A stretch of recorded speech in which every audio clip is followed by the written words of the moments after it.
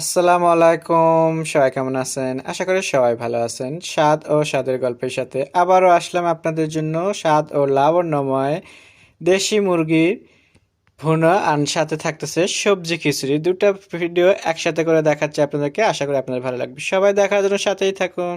So আসলাম আবারও আপনাদেরকে দেখাবো আমাদের বাংলাদেশি দেশি মুরগি চামড়া সহ। আমি একদম এখানে সুন্দরভাবে ক্লিন করে মাংস চামড়াটা পুড়ে নিচ্ছি চুলোতে, নিয়ে আমি কেটে কুটে রেডি করে নিচ্ছি। এখন এখানে কিছু মশলা দিয়ে আমি এটাকে আজকে ভুনা করব।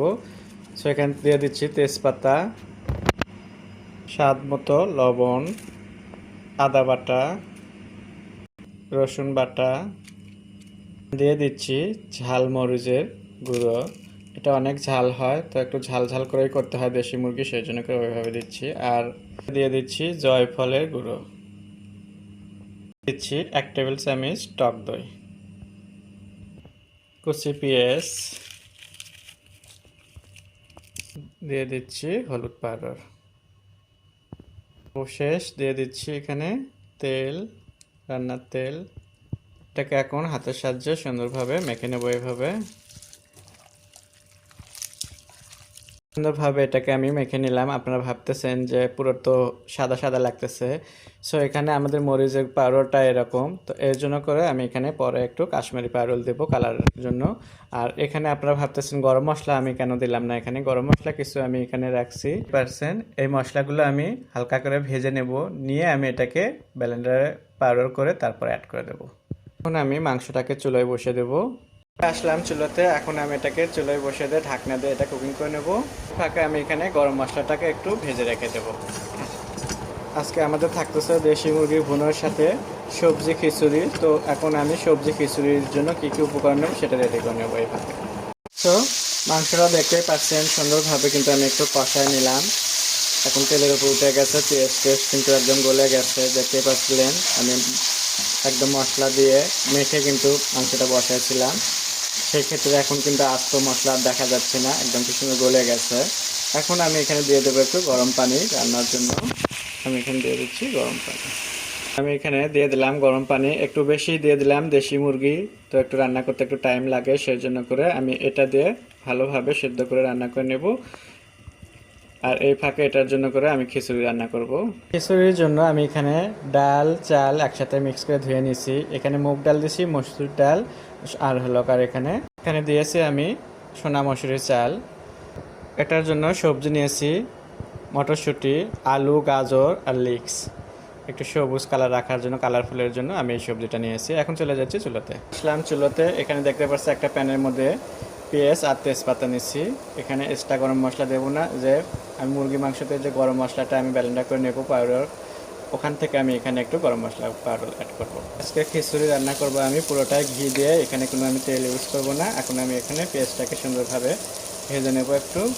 পেঁয়াজটা একটু কালার এসে গেছে, এখানে দিয়ে দিচ্ছি আমি লবণ স্বাদ মতো, চামচ আদা বাটা, রসুন বাটা, হাফ চামচ হলুদ পাউডার, আছে মরিচ পাউডার, দিচ্ছি সামান্য পানি। এখন এটাকে আমি ভালো করে একটু এভাবে কষায় নেব। খিচুড়ি মশলাটা এখানে কষানো হয়ে গেছে, দেখতেই পাচ্ছেন। আমি এখন এখানে দিয়ে দেবো একটু খিচুড়ির ডাল চাল। চালটা দিয়ে আমি একটু ভালো করে মিশিয়ে নেব গ্রেভির সাথে, এভাবে দেখতেই পাচ্ছেন। মেশানোর পরে আমি সাথে সাথে দিয়ে দিচ্ছি সবজিটা।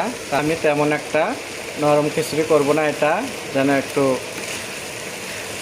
সব কিছু মিলিয়ে সুন্দরভাবে দেখতে লাগে, খেতেও যেন স্বাদ হয়, সেরকম করে আজকে রান্না করব। এর জন্য সবজি আর চালটা একসাথে দিয়ে দিলাম, দিয়ে আমি ভালো করে এভাবে মিক্স করে নিচ্ছি।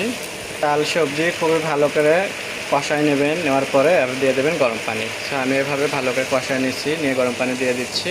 গরম পানি দেওয়ার পরে ভালো করে এভাবে একটু পানির সাথে মিশিয়ে নেবেন। এটাকে দিয়ে দিচ্ছি আমি ঢাকনা দিয়ে কুকিং করে নেব। ঢাকনা দিয়ে শুধু রেখে দিলে কিন্তু হবে না, একটু নাড়াচাড়াও দিতে হবে। আর আমি এখানে দিয়ে দিচ্ছি গরম মশলার ভাজা গরম মশলা পাউডার। সুন্দরভাবে এখন মিশিয়ে দেবো আমি এইভাবে।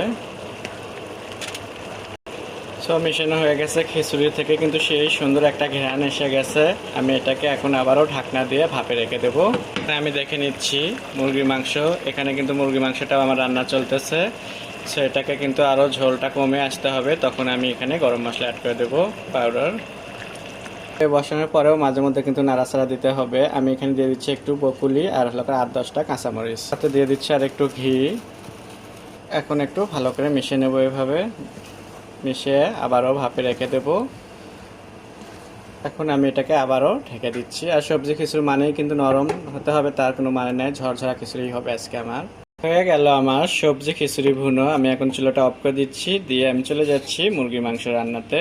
এখানে দেখতে পাচ্ছেন মুরগির মাংসের ঝোলটাও কিন্তু কমে আসছে, আর এটা কিন্তু মনে হচ্ছে দেখে যে 50% সেদ্ধ হয়ে গেছে।